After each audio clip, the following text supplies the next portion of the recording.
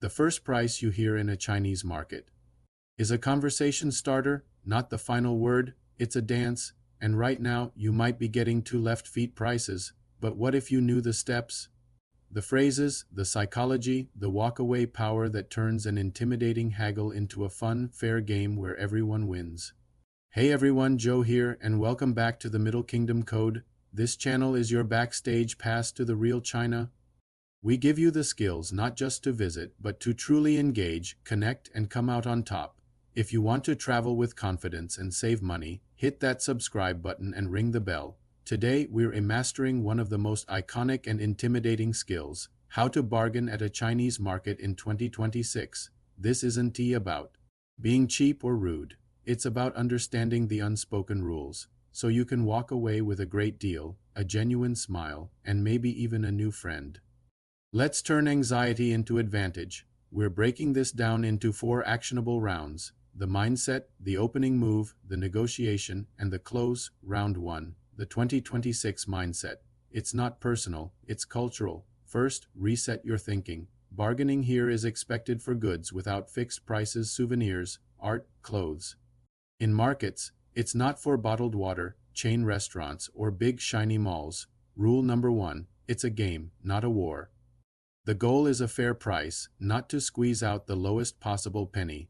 A good deal is one that leaves both you and the vendor feeling okay. You got a bargain, they made a profit, everyone's happy. Rule number 2. Your greatest weapon is your feet. Seriously, the willingness to walk away is 80% of your power. There are dozens of other stalls selling the exact same thing. Knowing this and being ready to use it changes everything. And rule number 3. Cash is king in 2026. Yes, digital payments are everywhere in China, and they're incredibly convenient. But when you're negotiating, having crisp renminbi bills gives you tangible power. It's just harder for a vendor to say no to physical cash you're holding out. It makes the deal feel real and immediate. So, always have some on you. Round 2, the opening move, how to start strong. Alright, you see something you like, a beautiful scarf, a cool tea set. Your first instinct is probably to grab it and ask, how much? Don't do that. Step 1, show interest, not desire. Pick it up, examine it, look it over. Then, try asking a simple question in Chinese. 是, what is this? This simple phrase does something powerful. It establishes a human dialogue, not a transactional demand. You're a curious person, not just a walking wallet. Step 2, the first price. After a bit of interaction, they'll give you a number, often by typing it into a big calculator and showing it to you. This is the moment of truth. Your job is to react, not with anger or shock, but with a slight, friendly laugh. A little chuckle goes a long way. Then you say the most important phrase in your bargaining toolkit. 特爱太, 格为贵, la.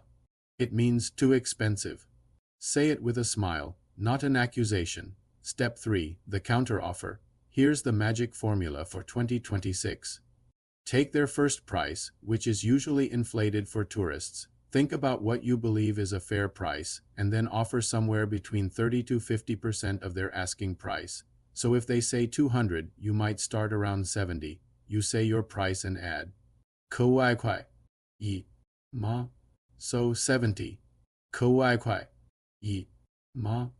This officially starts the real negotiation. Now prepare yourself. They will act offended. They might sigh, shake their head, or even laugh at your offer.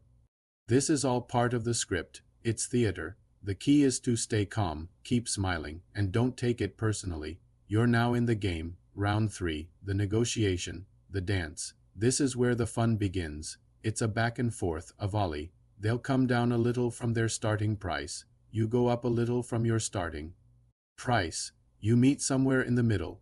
Here are some key phrases to help you during this dance. To justify your lower price, you can say, with a friendly tone, 我是, I'm a student, or 得我多, 钱, I don't have that much money. These aren't meant to be sob stories, they're just part of the ritual. If they won't budge from a price that's still too high, you can gently point out a tiny, almost invisible flaw on the item. 得延点, There's a little problem here. It shows you're a savvy buyer. But the most powerful phrase, the one that often breaks the stalemate, is this. 我在. It means, I'll just keep looking around, and then you do it. You start too slowly, respectfully, walk away. More often than not, you'll hear them call you back with a better offer. Here's a digital tip for 2026. Keep your phone's calculator open. When language is a barrier, just type numbers back and forth.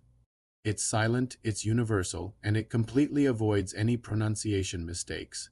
It's a super effective and low-stress way to handle the numbers part of the negotiation. Round 4, the close, sealing the deal. Okay, you've volleyed back and forth, you've walked away and been called back, you've reached a number that you're almost happy with. It's time to close the deal. Let's say they want 100, you want 90, you're close. You can agree to their price, but with one final play. This is a pro move that makes the whole experience end on a high note. You say, 和好好吧一松松我一 G 西要小五 ba. This means, okay, fine, but give me a small gift.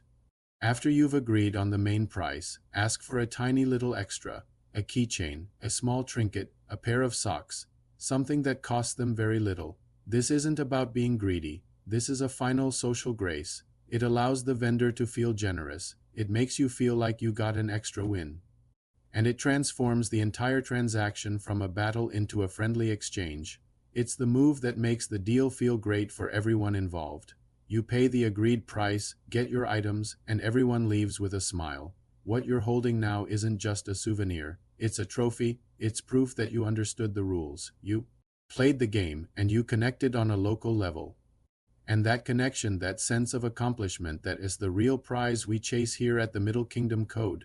If this playbook just gave you the confidence to step into any market in China and get a great deal, I need you to do 3 things for me. First, smash that like button right now. This tells YouTube that this is the kind of powerful, practical guide you want to see more of. It helps the channel immensely. Second, subscribe to the Middle Kingdom Code and turn on notifications. We are building the single best resource for savvy, independent travel in China. Your subscription is your vote for more content just like this. And third, share this video. Send it to your travel buddy, put it in your family group chat, or forward it to that friend who's always talking about a trip to China. You'll be their hero when they come back with amazing stories and even better bargains.